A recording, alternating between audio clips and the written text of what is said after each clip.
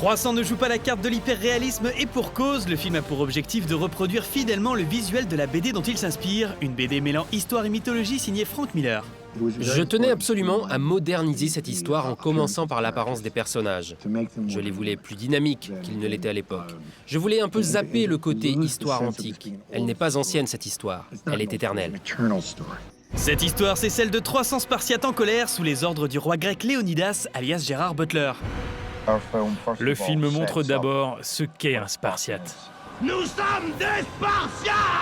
Ça, c'est le sort réservé aux émissaires venus de Perse pour demander à Sparte sa reddition.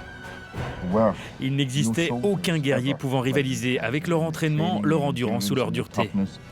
De véritables machines de guerre prêtes à mourir pour leur liberté. Les 100 nations de l'Empire perse vont s'abattre sur vous. Et nos flèches vont vous masquer le soleil. Nous combattrons à l'ombre dans ce cas.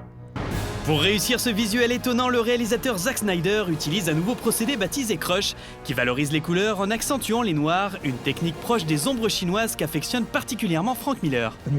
Quand vous êtes débutant en bande dessinée, l'une des premières choses que vous apprenez, c'est à ébaucher les silhouettes, faire une sorte de théâtre d'ombre. Et j'adore ça car ça donne tout de suite corps à l'histoire.